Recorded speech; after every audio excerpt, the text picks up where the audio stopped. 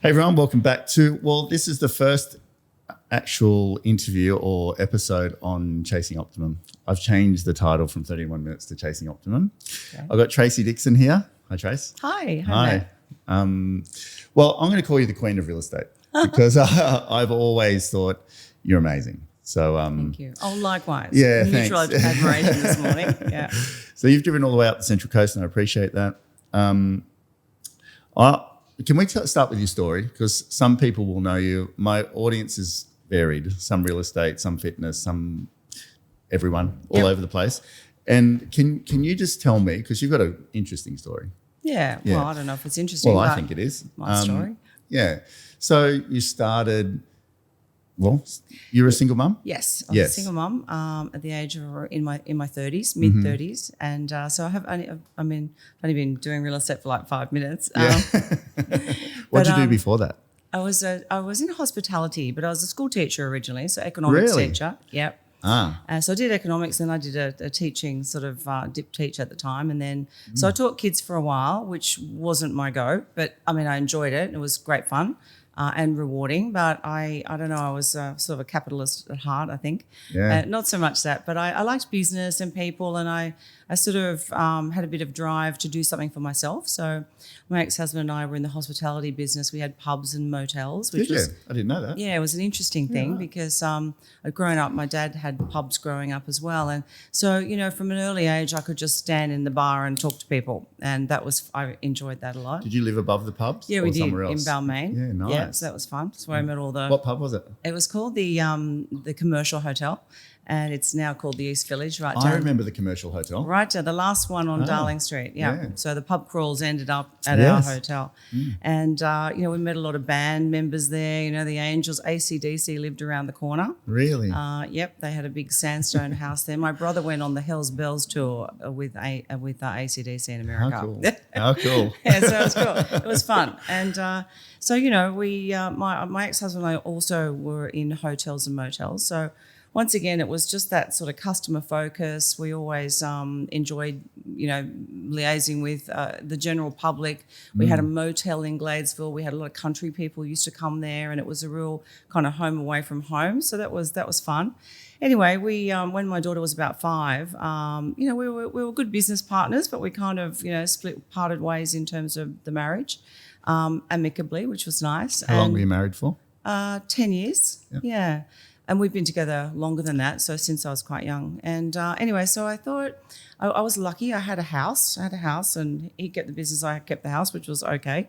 But I thought, there's no way I'm going to be able to support myself, keep the house, do all that unless I branched out and, found something for myself. So kind of fell into real estate. I knew a lady in Hunters Hill that had an office, and she was a good businesswoman, and so I started working part-time, just doing her marketing and putting the ads in the paper in those days and stuff like that. And I absolutely loved it. It was like an epiphany. I thought, this is great. Like you can go to different houses every day. Like I think I'm slightly ADD and I like change.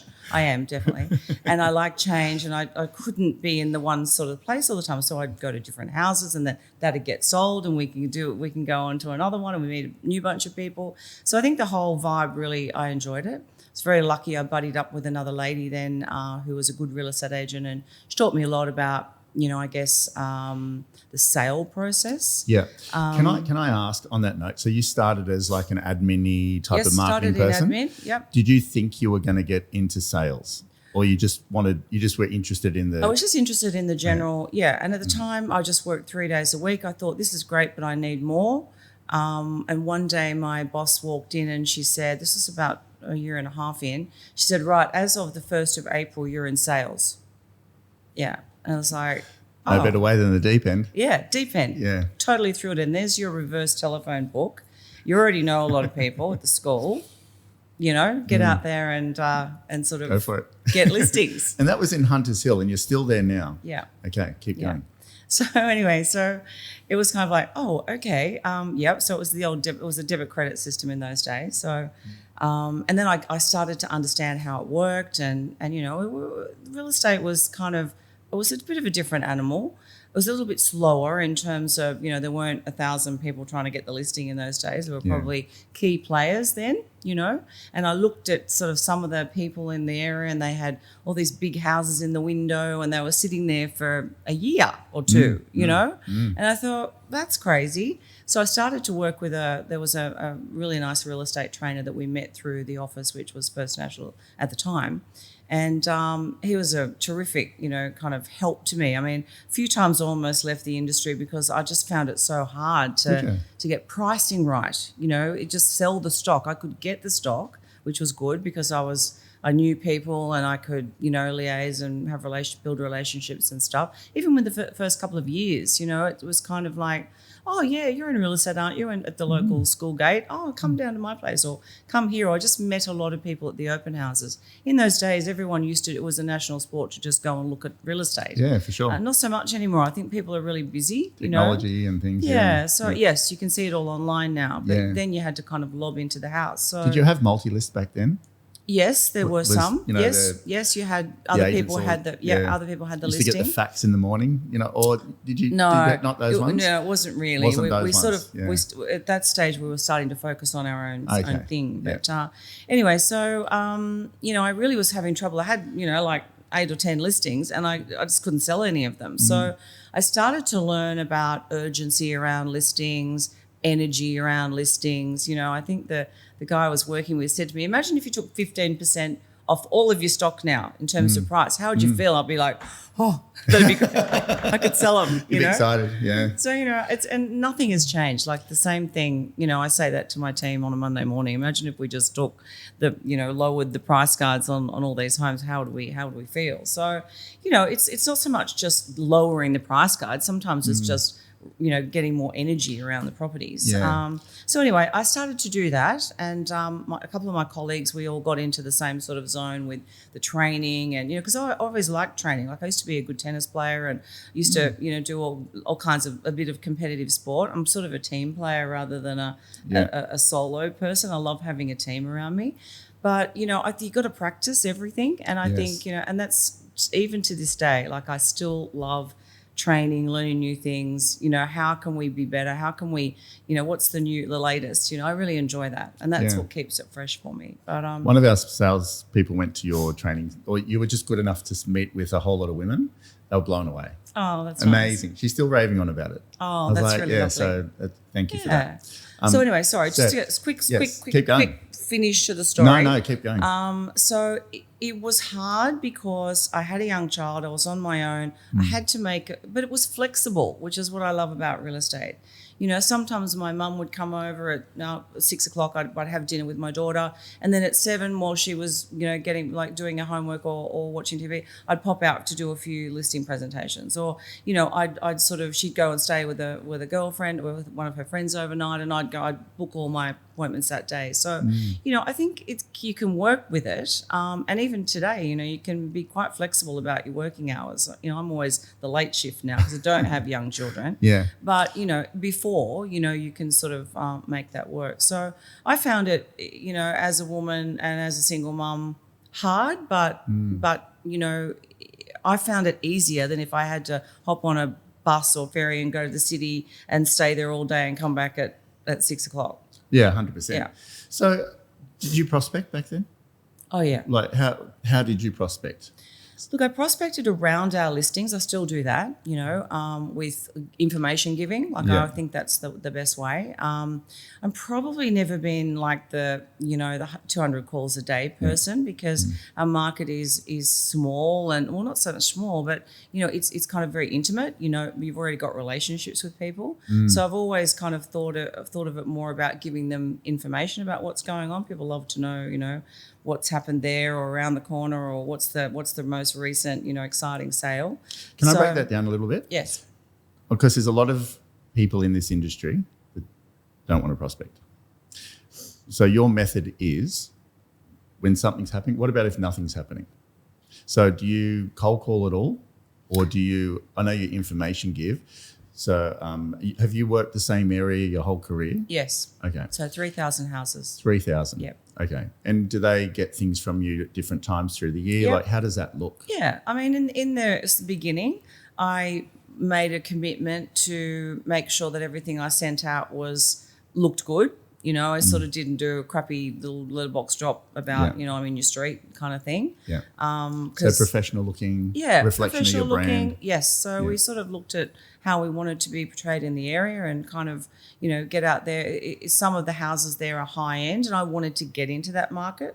Originally, you know, it took me years to sort of get a property that was on the water to sell. And once I did, like, that was so exciting that I just thought, oh wow, I really enjoy this. Like, I'd like to do more. So it was more about making sure that everything is high end looking, you know, printed, fonts the same, good photos, not just sort of, you know, throwing it out there for the hell of it. I think. Yeah. And is that so? You never cold call yourself? I did in the beginning, yeah. So, you know, if I had a listing in a street, I'd go through the telephone book the reverse telephone book in those days, you know, or I'd look up, you know, data on phone records and stuff. And data to me was always very important. Like, I knew Adrian Bowe from years ago from starting in real estate. And, you know, he really, the power of, like, if I've met someone and I've got their email address and phone number and I can't find it in the system, it really upsets me. Really? Yeah, because I just think there's So someone you die there. with me. Sorry? You'd die with me. Oh, no. I'm the worst. Yeah. Oh, no. Keep going, sorry. So, you know, we do a beautiful newsletter every week about what's happening. People love receiving it. I get so many comments around it.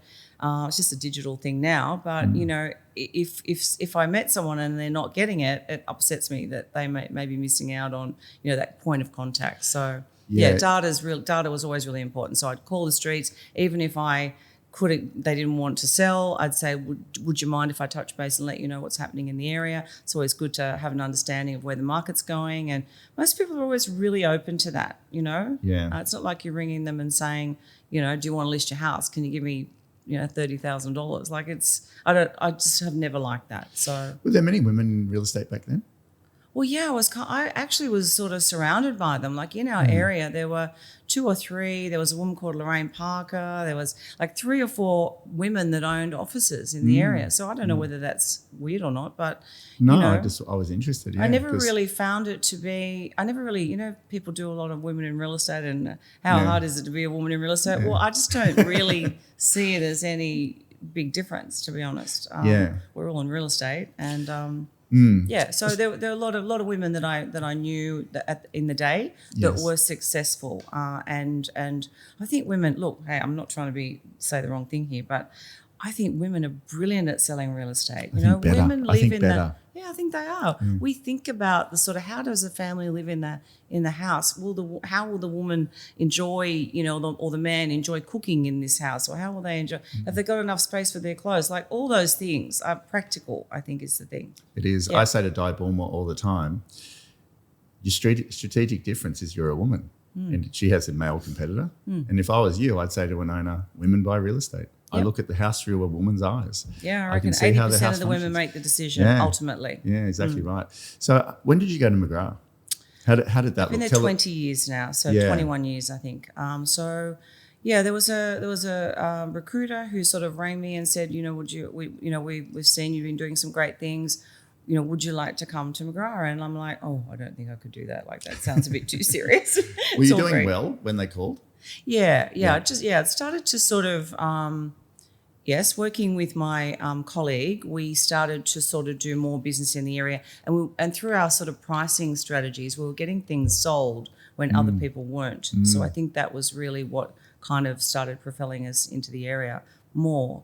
So McGrath, you know, and I was a little, because I knew John Peranchi in those days. He's your business partner now, yeah. He is my business partner now. And I saw him, and he had flags and things, and I thought, oh, that's very cool. Like, you know, we didn't have any flags, so and magazines and all that stuff. I found it difficult to compete with the brand because there was the network and all of that stuff. So I was really attracted to it, and I just had a bit of a leap of faith around whether I could do that, because I knew they had like power breakfast at 7 o'clock in the morning and all that stuff, you know, and which I grew to love. And I think that's the stuff that kind of energized me when I came on board to McGrath. I sort of thought, oh wow, this is great. This is providing me the platform to grow, and you know. Yeah, I remember sitting in I think it was a power breakfast, and someone was showing your results over the last. It was a few years ago, but your results over like 3 years or something. It was a trainer or John or somebody,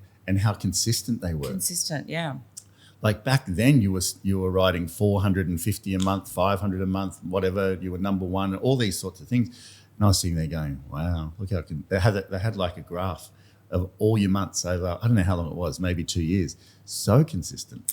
Yeah, it's funny, and I think that's something that maybe I need to move out of that consistency because I'm a little comfy. I think so. When you get to that point, and then John's always like 3x, 5x, 10x. Yeah. I think there's a space there with our team at the moment to sort of boost and leverage a little bit off that. But I am concentrating on a certain marketplace now, Yes. which I feel like is I'm really good at. You probably have some of the most expensive real estate in Sydney, is it? Well, look, the East is obviously, where I guess, there's probably a consistent level of, high-end property. But in a small town like Hunters Hill, Woolwich, it is a very high median price suburb. Woolwich is one of the top median price suburbs in Sydney. It's a tiny little suburb. I think... pretty. Sorry? It's pretty. Oh, it's beautiful. So pretty it's like down a country town in Sydney. Yeah. So, it is like that. So, it's fantastic. So, I'm blessed to have landed and lobbed into that area that I live and work in, like yourself. Do you live there? Yes. Yeah. So, you live so I've moved myself sort of around Around in the it. area. It's a thing you do. Have you ever wanted to change? As in not... So you've been with McGrath for a long time, same as with me. Yep. And you've been in your core area for a long time, same as with me. Do you think that's a big part of your success, or have you ever been lured to go elsewhere, or something's got your attention and you've thought to yourself, because I get a lot of questions from people about all sorts of things. Yes. And some of it has been staying in your lane. And I see real estate agents move all the time. Yeah, me too. And business people like chop change. Yeah. Can you talk to us through that, what that journey's been? Look, I think people move when, markets are bad. They feel like someone's offering them a better deal. It's normal life stuff, you want to leave a marriage because something else might be a little bit more exciting. Yeah, me too. Anyway, so, I think it's like that in business. You get in an area, if you're not happy where you are, then it's easy to make a move. But, you and I probably... You find your place that you feel comfortable with. We could both be our own brand, you know. That's an easy thing to not easy, but I think it's harder actually. Have you ever thought about that? Tracey Dixon Real Estate? Yeah, look, I have. But, I think that's a little small-minded, and I love the value of the network and the people that we know and, the relationships. Like just this morning, I was just saying to you, a client that Sam and I met yesterday at their home had an amazing experience selling a home up here at McMaster's Beach with you. Yeah. And, so that sort of stuff is invaluable. Last week I referred... Well, one to me. Yep. Yeah. We've referred to you. Yeah. I referred something to Surrey Hills to Mark Foy a few weeks ago. He looked after some clients. So not that you can't do that if you're your own brand, but I just feel like, the closeness that you, after 20 years in real estate with a bunch of people and people come and go, people have come back now because, they understand that sometimes the whole sort of branding and I guess like-mindedness and culture is probably what you need. And I really bounce off that and get excited about it. And yeah. And John. Oh, how good is John? He's amazing. I love John so much. I love John too. I love him. I love him more. Yeah. I love you both. I think he's a big reason Jamie and I have stayed. Yeah. Not that we've thought about going anywhere else, but I think we just love everything about his vision. He's an incredible human. Oh, he is. He's got compassion. He's passionate about his business and the people. Yeah. I go in there sometimes at 7 o'clock in the morning. John's always in there. He's happy to meet anyone. He came to a listing with Sam and I yesterday. That's the stuff that he loves doing, and that's the stuff that we love doing. So it's I can't speak more highly of him, and we've all gone through adversity and ups and downs and all the rest of it. But the recovery is kind of like makes you stronger, and I think that his influence in Australian real estate is massive. So, And I think when you stay with someone for, not just John, but me and Jamie, or, you and Pranch, and you go through all these ups and downs, provided you have the same goal. John, I love how John's always abundance minded and he's so happy for everybody's success. Yes. But it does something to the relationship. It deepens it so much when you just, like you said, everyone has their challenges along the way. But when you're side by side, keep going, it always works out really good. Yeah, it does. On that note, Trace, can you tell us, I see a lot of agents do really well. Like if you look at the ratings in Australia, you would be one of the best performers over a long period of time across the whole country.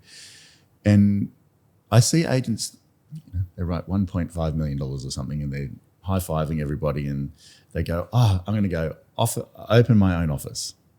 I see it a lot. Yeah. And because they think, I'll get more money or I think it's just more headaches myself. And what's your view on running a business or sales? Because you've said a number of times in this that you love sales. And I've done both. So for many years I was a team within McGrath, Hunter Seal, without owning the business, and then I got involved with the group with Shane Smollen, which was an amazing journey and such good learning with that group. Shane's incredible too. We forgot to mention Shane. Amazing, person. Love him too. Yep. Love him too. We love all these people.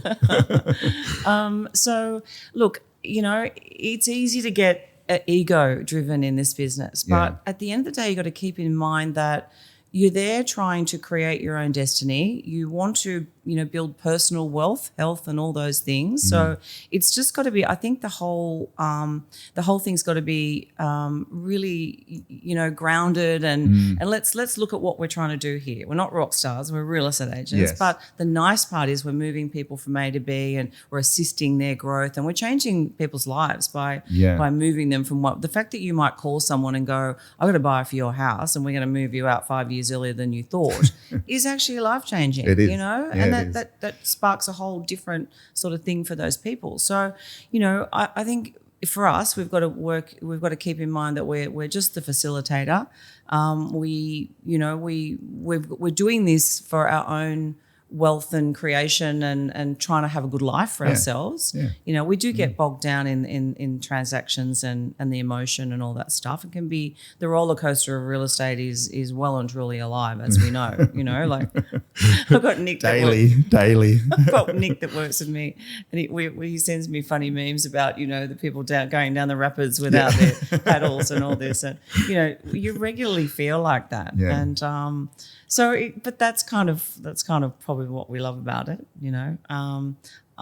So look, opening an office, yes, you're a co-owner. Yeah. So in your setup now, so you've just bought a few offices.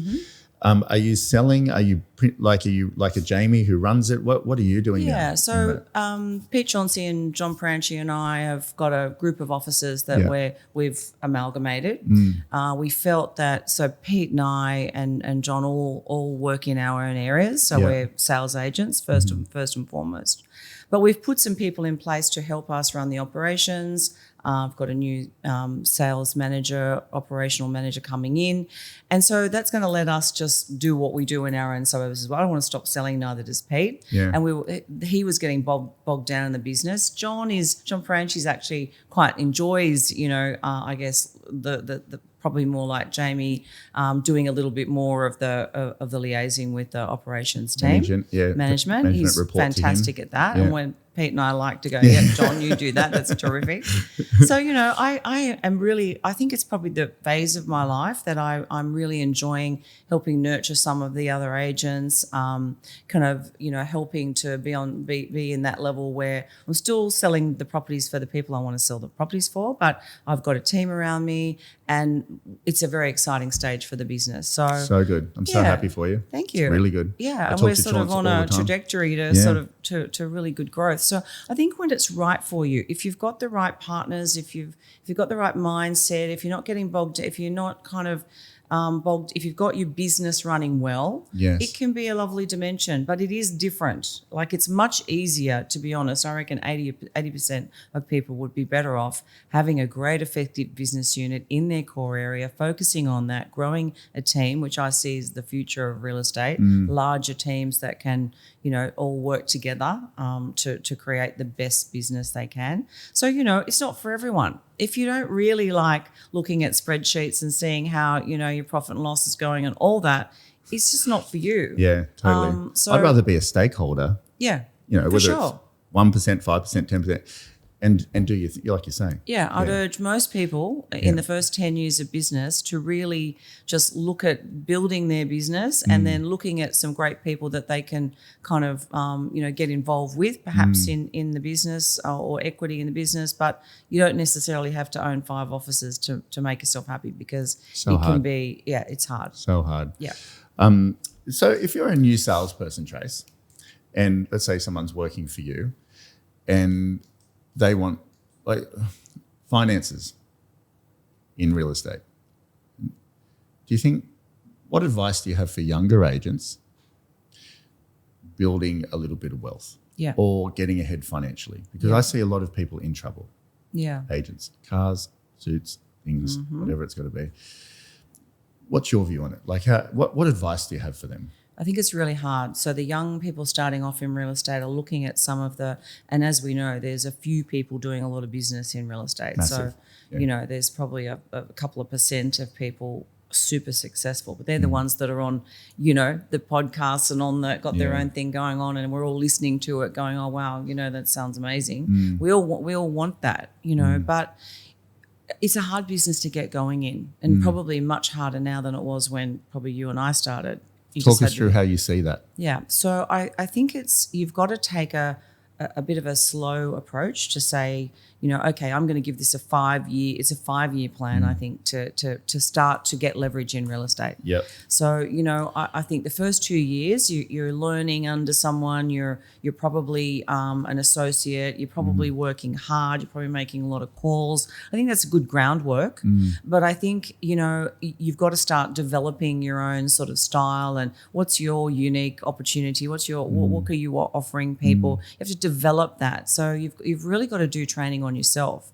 I feel a lot of people come into the business now and they go, oh, I just want, I can do that. I can do what you do. Yeah, you can. Yeah. But you don't have the same credibility right now. So you've got to gain that trust. So it is a bit of a slow burn type business. If someone wants to walk in and earn, 300 grand a year, it's not going to happen straight away. I mean, one of the people that I reckon started fastest in this business was Pete Chauncey. And he went into an area and he dominated it within maybe 3 years. It was quick. And I've asked Pete over the years, how did that happen? And he just had laser focus on that group of houses. He decided to really get into the area and understand everything about it. And, so there's this, anyway, that's a different discussion. No, it's a really good one. You might want to get Pete in here to talk about that. On that note, I'd referred a house to him. It was not the next suburb, but the next suburb. So Narrabeen, there was something. And it's like, say, 20 minutes away. He rejected it. He didn't take it. Yeah. And I said, what do you mean? This is about 10 years ago. Yeah. He said, no, I just sell here. Yeah. He said, I'll refer it to somebody And I'll else. do the same. Yeah. I'm not going to go and chase, and I see this a lot. Agents do it all the time. I see someone working in one area, the next minute they've got a house in, somewhere that they've got no idea about. And that's not doing the client any good, or the purchasers, or yourself, because you're taking time away from your core area. And you could meet 10 people that day that you're spending an hour over in an area that you never want to work in. Great so advice. That's dumb. Great advice. But do you think your core area has been underpinned your success? 100%. Yeah. 100%. Look, I feel now, probably like you could go into a lot of other areas and probably get some traction, but you're never going to have that super hyper local knowledge of somewhere. How do you get a DA in? What architect can I call? Who's the town planner?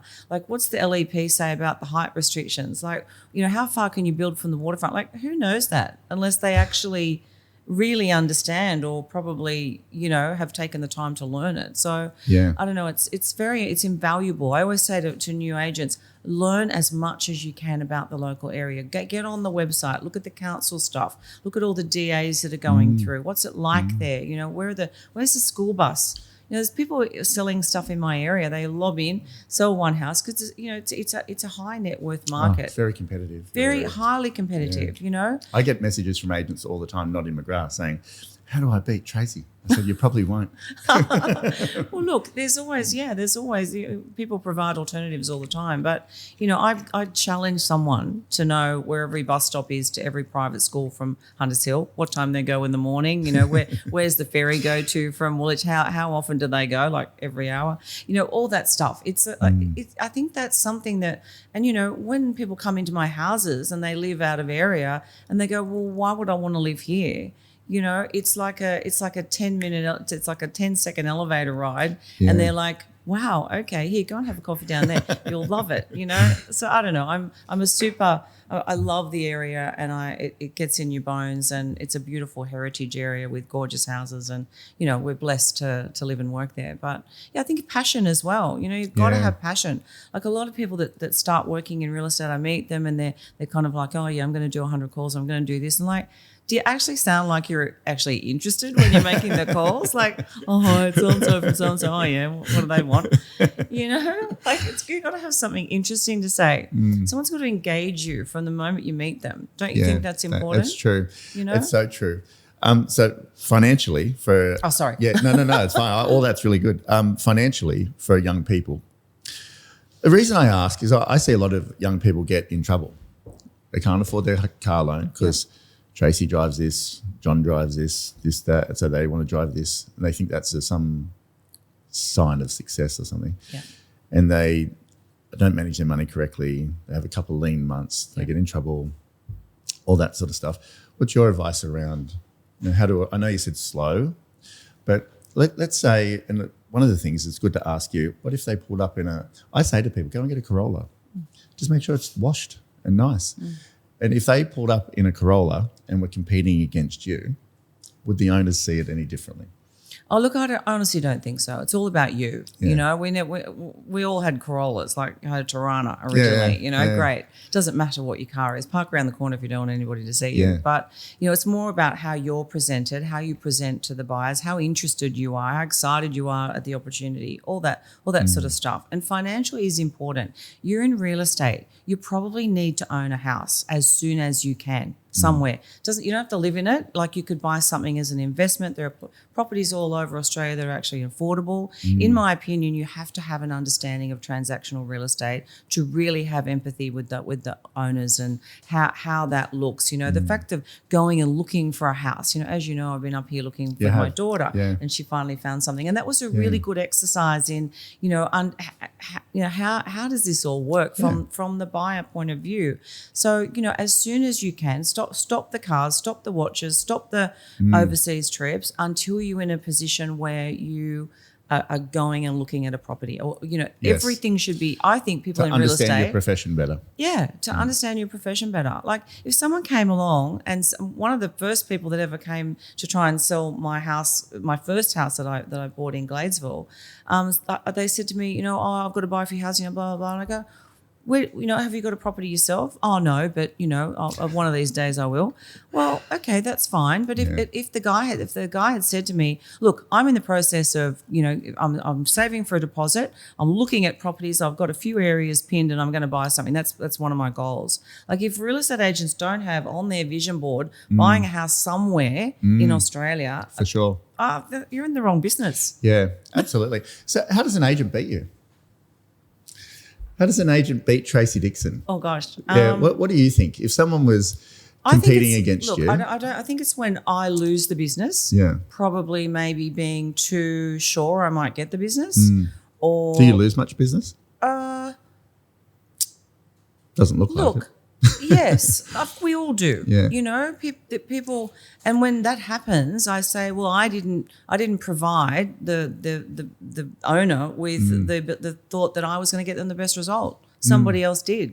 Complacency sometimes. I mean, I do. I'm relating to what you're saying. Yeah. Sometimes I walk in and I don't need to do my full thing and just talk to them.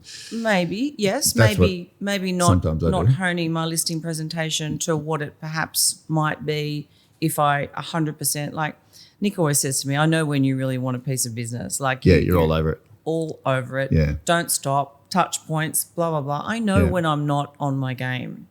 And that's sometimes busyness or sometimes distraction with something that's selling, or I do focus on the houses I'm trying to sell. There's certain times of the year when you're going to focus less on listing, and that shouldn't be like that. It should be a constant. We're always doing listing presentations and selling homes. So I think when I miss the listing, I haven't provided enough information around why me. I haven't given them a compelling reason that I'm going to do a better job than the next person. Maybe they think I might expect the business and somebody else might be more hungry. There are people in my core area at the moment that are quite disruptive and trying to really get their foot in the door, and that's fine. Look, we've all done that, and competition's good. It makes you analyse where you're at now, what you're doing, and what you want to be. You can't rest on your laurels and say, because I support the local, art show or garden show or whatever that people are going to list with you, or rugby team. You'd like that, but you do that because you want to do it, not because you expect the business. But there's all kinds of things, and I do get hurt and disappointed, and people are not so loyal anymore, and that's okay. It's the way of the world. We have to accept that. There's a lot of choice out there now, isn't there? There's a lot of choice. Everyone's got a different, point of difference. And, as much as I think experience and negotiation skills and all of those things are sort of probably on the top level, all people want something different. Some people just like hungry, some people the like underdog. Yeah. Some people just, sorry, didn't mean to cut you off. No, that's true, and but I guess, I couldn't have more energy around what I do with each listing. I'm there 7 days a week, probably like you are. I'll go and show a house whenever I need to make sure that buyer's got the opportunity to see it. So all those things, we feel strongly about. But, when you have that day when you might be off, sometimes you leave the listing and you go, I don't know, I just didn't seem to click with that person, or I don't think they, maybe I tried too hard, or maybe sometimes you got to be careful not to talk too much and tell. You got to listen and ask questions. That's so important. So how do you reset after a disappointment? What do you do? We normally go back and unpack why we didn't get the listing, and normally it becomes very clear very quickly. And maybe we didn't take the right data. Maybe we didn't talk about something. Maybe we didn't find out exactly what they wanted. Sometimes you railroad some people into an auction. They don't want to do that. And someone else might have said, "Oh, that's okay. We can just, private treaty, or we can just do whatever." So I think it's probably lack of listening, probably telling too much, probably expecting the business where you shouldn't. So I think we go back, reset, we work out why. I never blame fee ever. Like I just didn't show them that I added more value. I don't think it comes into it if you do a good enough job. No, they might ask, but I don't think people. Yeah, you're right. I think people are like, depends. Some people are oriented with fee where they sort of go, they just want to see a bit off or something. But I think if people really want you, they don't really challenge it too much. Yeah, and look, some people might think, and same with you, oh, you've been there too long, you've got that bit of a tall poppy thing. If they don't really know you, people have a perception whether or not they know you. Yeah. Some people might think, oh, it's don't like her for whatever reason. Totally. Look, that's going to happen. But most of the time when you get in front of someone and they do get to know you and that you care and that you want the best for them, then, you get a chance to sort of redeem yourself. But yeah, John McGrath said years ago, I went down to see him because I was missing some listings and things, and I said, some people just don't like me, John. And it was when I was building the success, and he said, Matt, he drew this thing and he goes, I want you to think of success like this. Draw a line. This side, it's just going to push apart. The more and more and more successful you become, it's just going to breed polarity. Some people will really not like you. Some people will really like you. And that's all there is to it. And I fixed it. I was like, okay, fair enough. What about pricing a home that's really expensive? It's really How do you get it right? Well, I know there's, we don't, do we? No. But if something's 40 million, it doesn't really have many comparables. Like, what do you do? Yeah. Well, I think what we try to do is find out a little bit about what the owner thinks and why they think that. And then always use, obviously, the recent sales, but often there's just nothing. Yeah. So, you have the same thing. So you've really got to go, okay, if someone was going to go and buy this block of land, what is that worth? And how much would it cost to build that house? And what depreciation is there on that house? I mean, people say that to me all the time. Like, oh, well, if you had to build this house again, and sometimes I go, well, you wouldn't build that house again because, probably someone doesn't want that house there now. Yeah. And in fact, if it wasn't there, it might be better. But anyway, look, it is very hard. So you've just got to come from a place of, like, sometimes I say to people, look, I'm going to tell you what I would be doing if I was a valuer. And I've spoken to a million valuers and I've asked them, what are the criteria, that you use? And they use a system where, they look at various homes, might be in surrounding suburbs even or somewhere else, and go, okay, well, look at this one. That could be superior to that home, to your home for these reasons. Look at this one. This is probably inferior to your home for this reason. Like that one doesn't have a jetty, or it doesn't have this, or a boat shed, or it doesn't have, it's not new or whatever. So, we kind of try and say get people to sort of come to their own realisation around how buyers might see their home as comparing to others. And then there's always that emotional piece that we can't put a finger on. How do you just say to people it could vary this much because it's a one-off? And like millions of dollars, and normally that's where I go down the track of saying, look, I've got 5 key buyers that I'm working with at the moment in this price point. Why don't we, if it's something like a $40 million house, I mean, we don't get a lot of those, but, we'd like to. We can say, look, I've met a number of buyers and buyer agents that can provide us with some buyers like that. Let's get them through. Let's get some feedback. What do they think? What else are they looking at? All that kind of stuff. So I think you've got to come from a place of, once again, information around that property. Really get upset when agents go in and go, I can get you whatever. Yeah. It's just such a real estate agent thing. Dangerous, and then you spend the next 3 months trying to backtrack. So I'd rather go in from a place of, look, we're going to get you the premium. That's what all of my clients want. What that is today, it's really hard to tell. These are the properties I'd look at if I was a buyer looking at your home. This one sold for that. That one's on the market over there. They want 35 million for that. Started off at 50. Those kind of things. So it's, once again, it's knowledge around the product and what else is available in Sydney. I sit down at night and go, $20 million, whole of Sydney. What's on the market? Yeah, right. Just if I've got a house that's sitting there. So you look around and go, okay, what could that buyer go and buy in Rose Bay, or what could they buy in Mossman, or what could they buy, in Dural, or so I like to get an idea of that, because the buyers are actually not focused on one area mostly. Do you prepare a lot for your listing presentations? Yeah, I do. I do. I think that's you seem like a very prepared person. Well, my team are prepared, and I like to have it all. I hate going into listing with nothing. I feel naked. Yeah. So I love to have a calendar, just a blank one, to discuss the times I think are the best to sell in the real estate year. I love to go in with a marketing quote, an off market, as well as a normal one. An auction quote. They're pretty much all the same these days. Cross off a few things if you don't need them.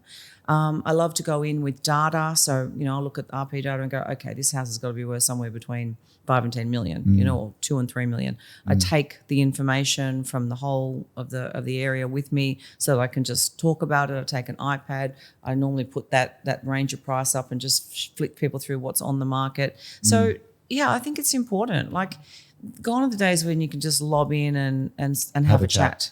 Yeah. For sure. Absolutely. And when do you follow up? Like, do you try and close? Like, do you try and close then and there? Like, what's your style? I find out what the process is. Like, I'd say, well, give me an idea of how you're going to choose. Peter Gilchrist said that to me years ago. How are you going to choose? I normally find out how many agents they're having in or who they are. I think that can help you to, understand, your competitors and what their sort of selling proposition might be. Yeah. But, normally I really kind of do keep going with that. Like, how are you going to choose? Well, we're going to, and people will often say, look, it's just going to be on price. If it's an estate matter or something like that, it's just going to be who's got the best deal for us. Yeah. And so you kind of know that you've got to sharpen things in order to be competitive. Yeah. But yeah, I think the fee thing, sometimes I say to people, well, look, I'm not too worried about the fee. We can sort that out. If you decide you want to work with myself and my team, let's sit down and nut that out. Tell me what else everyone's offering, and we're happy to have a chat. Yeah. Yeah. So do you follow up? Like, what's your follow-up look Yeah, like? I normally send people a message after I've been to see them. Thanks so much for today. It was amazing to see the home, something about the property. I really like to create a bit of empathy with the home. And, I'm into art and I like certain things about houses and architecture. So I normally hone in on something that I liked about it. Or someone that I know that maybe lived there, or there's so much history in what we do, so it's easy for me to go, it was amazing to come to the house. When I sold a couple of doors down, one of the things everyone loved about it was the north aspect or the view to the bush or whatever it was. So a nice personal message after that. We try and get a follow-up email back to them really quickly. Like being quick is today's, I guess, prospecting, in my opinion. It's our currency, isn't it? Yeah, it is. So we've got templates ready to go, but personal is so important. Making sure there's no mistakes in it. Like I can't stand when I get something that's full of inaccuracies, like we've got spell check, for God's sake, use it, grammar, hate that. If you're not good at it, get someone else to look at it before you send. We normally put some stats in there, but not too much. I find some agents, emails back to people are just too wordy. Like there's just too much going on. All people want is the guts of it. What do you think? What's the price? What do you charge? Yes. That's probably it. It is. So do you call people? Like do you say, hey, like, tell us how you measure that? Because there's agents in our area that hound people to death. Yeah. Yeah. And I normally ask people, how would you like me to contact you? okay. So is that at the listing appointment? Yes, I'm going to send you this. So this would be the actual listing appointment where we're showing marketing, we're talking about strategy and all of that. Yeah. A lot of our clients. What do they say?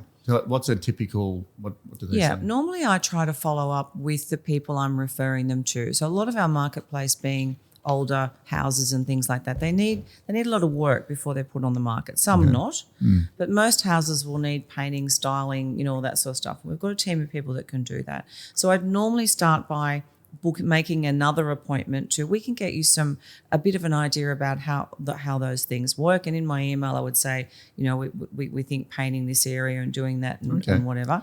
So I normally try and keep the whole thing going by adding a few people in. Look, a lot of agents do that. That's not unique, but I've got some terrific people that are actually champions of our cause, and when you can slot some of those people in, it really helps to take the pressure off and make it easier for people. So I guess, look, the question, it depends on when people are selling. Let's say they're not. Let's say they're, I'm just really interested in how you do business, and I'm sure a lot of people are. Yeah. Let's say they're 3 agents are going in. They said, no, we're just going to choose an agent.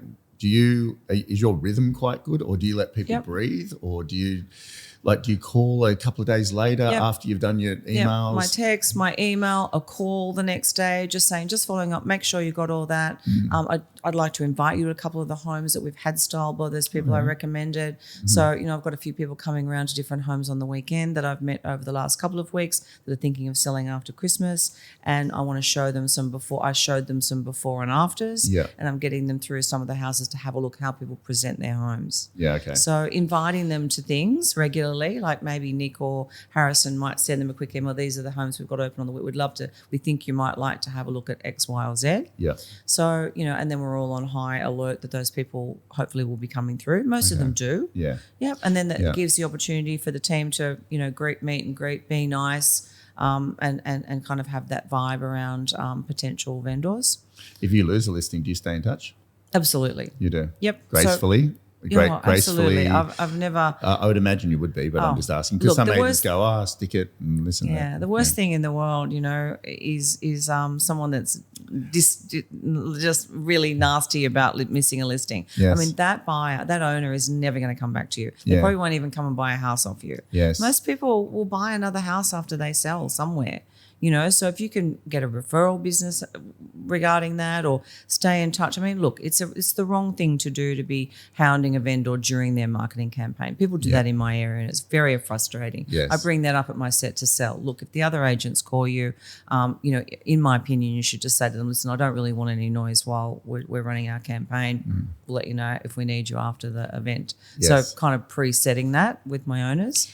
But yeah, look, I do very genuinely and nicely stay in touch, At the moment, there's going to be an absolute abundance of listings that don't sell. You said just before you got on that there's houses that are struggling to sell at the moment. Yeah. Like, where do you see the market going? Yeah. Look, I think the market changes more quickly these days than it ever did before. Years ago, you'd be in a slump for a couple of years, and then all of a sudden, hopefully, things would get better. But I think it can change within 3 to 6 months these days. So, basically, I'm saying to my owners, look, let's not panic. We're having a little bit of a lull in activity. This is because the buyers currently are feeling nervous around what the future. Yes. Other than give them all Warren Buffett books and say they should be zigging, not zagging, there's not a lot we can do. So, I'm saying to the buyers at the moment, this is the best buying opportunity I've seen for probably 5 years. Yeah. If you're going to buy a house. It's right in that moment, isn't it? Oh, it's so in that moment to buy. If I had some spare cash, I'd be buying a few things, But so, you've got to from a place of wisdom, say to buyers at the moment, look, you'll look back at this time and go, gosh, that little pocket there was an excellent opportunity to buy a property. So I think the people that are looking at the moment, need to not delay and get in there and go, okay, let's do this, because I think in 6 months, maybe 12 months time, the market's going to take off again. I think so. But early next year, we've got federal, local elections, overseas elections. The Reserve Bank's in a lot of debt. We're hearing all this stuff at the moment. All of a sudden, the media is starting to report that things are a little difficult. Yeah. So we're going to have to stay close to our vendors, more vendor meetings, more touch points, more explanation about why the buyers are feeling like this. It's not the end of the world. I mean, things don't have to sell in 24 days. In every marketplace. I see it as kind of a normal real estate market that's kind of going along its way. Yes. It's not like rock bottom, and it's not on the rise. So that's a great transactional market, in my opinion. What is your average days on market? Sorry? What is your average days on market? Probably about 38. Okay. Yeah, so it's still pretty low, but I think that's going to blow out towards the end of the year. We've had 89% clearance rate all year, which is pretty good in the higher level. That's locally, really good. Yeah, throughout Sydney, it's sort of been reported around 50. So it's good, but I can see that in the next couple of months, things are going to be harder to sell. I think it'll push forward and be a bit late into the year, with people maybe transacting just before Christmas. So, we've all got to stick around a bit this year, I think, and start earlier in the year with some of the leftover stock, which people will probably be out and about looking at. It's going to need energy, isn't it? Yeah, energy, and keeping in touch with your owners, telling them, look, it's not, no one's done anything wrong, showing them other properties that are not selling as well. It's not just them, and changing it up all the time. New photos, new energy. What can we do to maybe get some more eyes on the property? Yeah, absolutely. What's the biggest challenge you've had over the years? Like talk us through something that's you've had to really self-assess, and if there's been one, because a lot of people are finding it difficult. Look, there's a lot of new players that come into the real estate business in your area. It happens to everyone, and you've got to say, well, competition is good. If we were just, resting on our laurels and doing the same thing all the time, I think the challenge is always, not trying to reinvent the wheel, but you know what it's like. You go out there and you see, someone's done that new video and someone's done this and that they're doing that and this is happening and AI's, going off and, it's kind of like, I just want to sell houses, So true. Yeah. So, it is hard, but you do have to stay on top of all that, because the next person is going to offer some little tweak that someone might go, well, that's different. We can't offer that. So I think as much as you've got to stay relevant and do what you do and price well and not overpromise and all those things, like it's a total tap dance. Yeah, it really is. It is, isn't it? Yeah, absolutely. But the challenge is constantly reinvigorating, re-energizing, making sure your team and the people working in your business feel like they've got the platform to sort of beat the competition, really, because really you've got to stay relevant, and you got to keep looking fresh, and all those kind of things to the community. It is a total tap dance. Are you still hungry? Absolutely. Yeah. Absolutely, I am. You seem to be. Yeah, you have a lot of passion when you talk. I do. I love it. And, people say to me, how long are you going to be in real estate?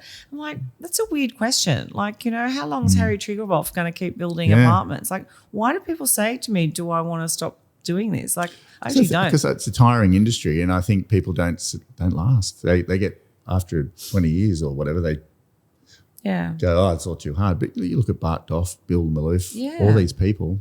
Amazing agents and enjoying, Craig Ponte's one of the principals at Double Bay. Like he just started like the office again after a couple of years out of the previous one and doing great things. And I speak to Craig a lot because, funny thing, we have a lot of crossover business. And he always says to me, just love it. It's all, we've got the team, got everyone going on. It's exciting. Yeah, so I guess it's who you are really at the end of the day. Yeah, absolutely. So tell us about Tracey outside of work.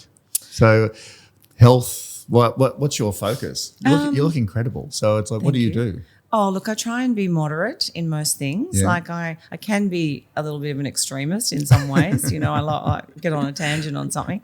I think I've always exercised. It's been part of my life since before I had my daughter, my whole life.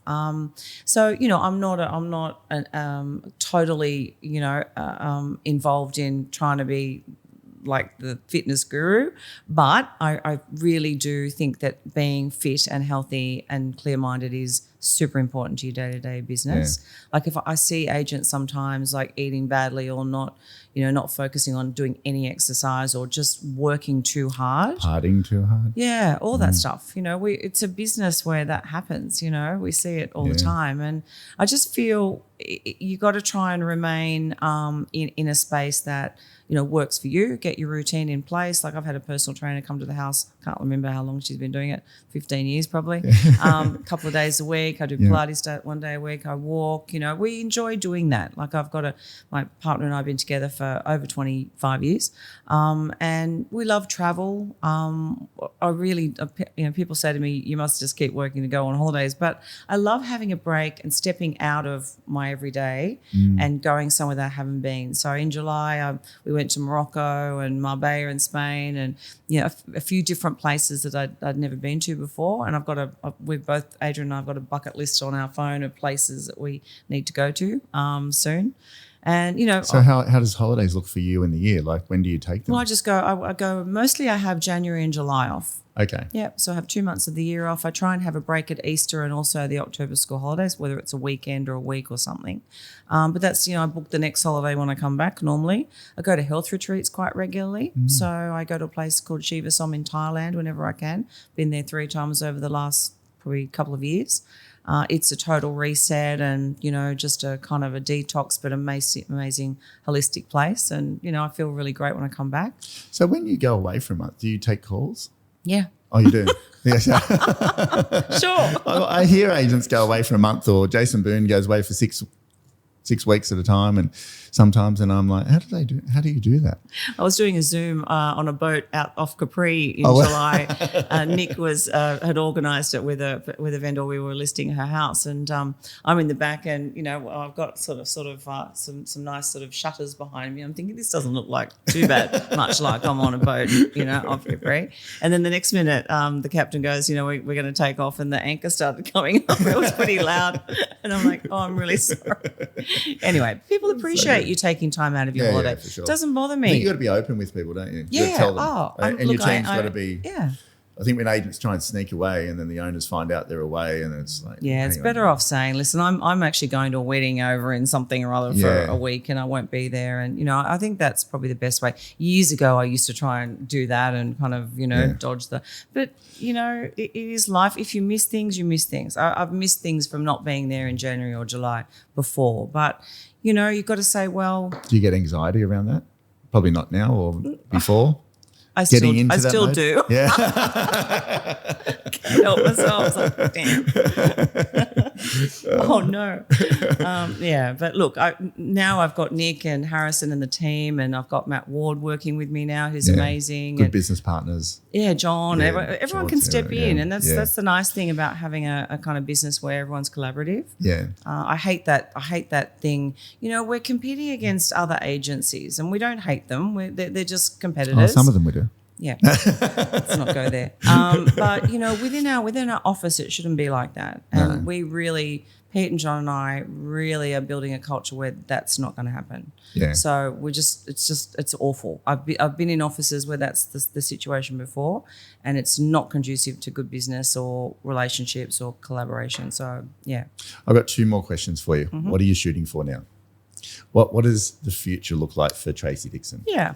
So I guess I'll probably transition more into business owner and keep my clients and the people that I want to work with, rather than probably shooting off and doing other business that I can sort of, help my team grow with. Mm-hmm. So, on the peninsula of Hunters Hill, where I live and love, that's probably where 85% of my business is, and I want to continue to do that.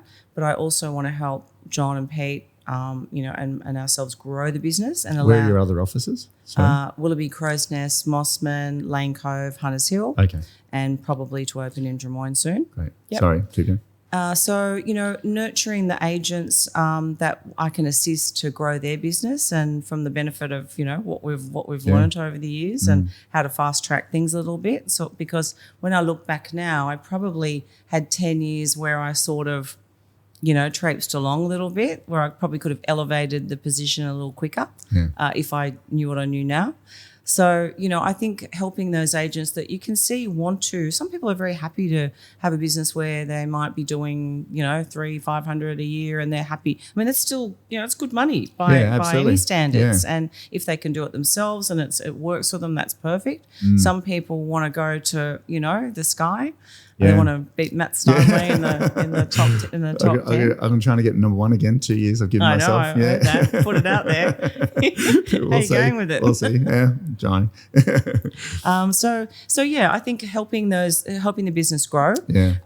Giving some equity to people in our business that want to be business owners. Yes. And leveraging them so that eventually, if I do want to step away, I can sort of do that and allow those people. Everyone's in. Yeah.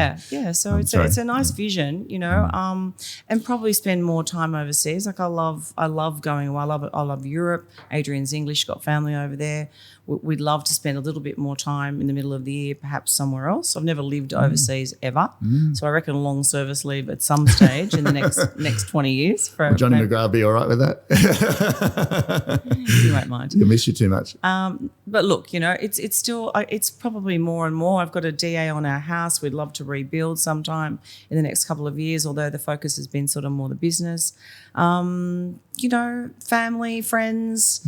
I'm completely happy with my life. I couldn't, if something happened to me tomorrow, I'd go, wow, that was amazing, and that's so had good. A great ride.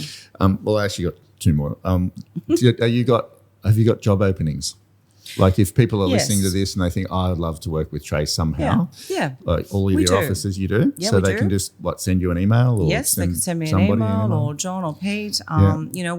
We want to grow the business. We definitely are not at capacity in terms of our sales team.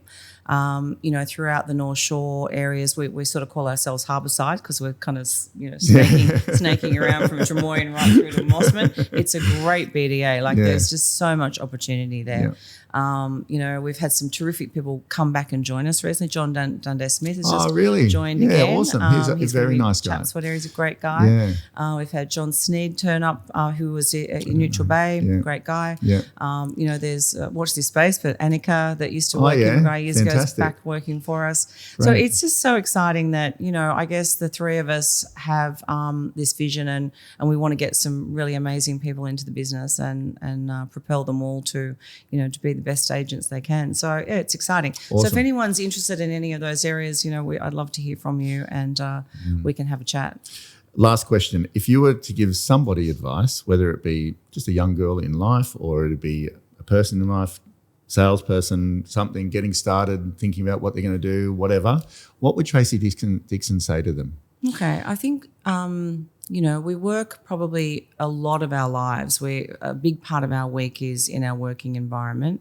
And if you're not happy and you're not being treated the way that you want to be treated in the business and, the people that are running the business don't have your goals in mind as well as their own, then it's possibly not the right place for you.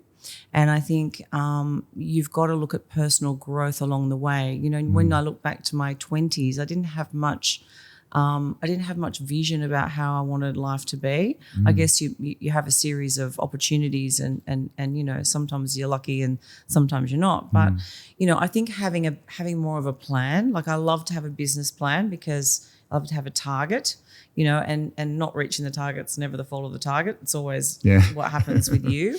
So, you know, I think having a plan, thinking each year, just a reflection, what can I do? What do I want to do? What do I want out of this year? The whole Dr. Fred stuff really helped me years ago. And it's a shame that somebody's not doing a Dr. Fred version for all the young people that, you know, want to kind of fast track where they want to get to. So, but with the right input, you know, you can't just go. I meet so many people that go, oh, that's what I want. They know what they want. They've got absolutely no idea how to get there. Yeah. So how to get there is probably the hardest part. So do you think that's the right mentor? Yeah, I think so. Like perhaps. Somewhere, because it sounds like Dr. Fred was instrumental in you. Yeah, well, you know, maybe particularly for understanding Pete that. as well at the time. You know, we worked out how to. We knew what we wanted, but we didn't, I guess, have the courage, you know, and as a single mum, it was really great for me to go, well, hang on a minute, I actually can have a business and I can build a house and I can, you know, do all this, which I never thought that I'd be able to do. So I'm not saying it was just that, it was a whole bunch of things, but having a supportive partner and all those kind of things. But I think a lot of people don't have a bit of a plan and life just goes on. Simple steps getting there. Yeah. So I just think every year, personal and business plan, am I happy in my job? What does it take for me to be happy? Is it a change? Is it whatever? It's not just a change for the sake of a change because sometimes the change doesn't work. But it is, you know, what are the factors that are going to really help me to get to that next step? Yes. Yeah. You're amazing. Thank you. Oh, you're amazing too, Matt. We're going to put your email link under here. So I highly recommend. I'm just on new people. Are you open to talking to people wanting to get into real estate or just experienced people? Look, I'm a bit time poor at the moment with spring and the business challenges and all that sort of stuff, but very happy if people, you know, want to contact me over the break or something like that to have a bit of a chat or a coffee or something like that, or a bit of a Zoom meeting or something. Yeah. Always happy to help people in this business. Yes. It is tough to get going, particularly now with you know, the market and I guess the competition out there, and everybody you know, like what about that thing the other day? Top careers being a real estate agent. Who would have thought? Anyway, but yeah, very happy to chat to people. Yeah. Email me, text me, whatever. Happy to have a chat. Thanks, Trace. Really appreciate it. Thanks, Matt.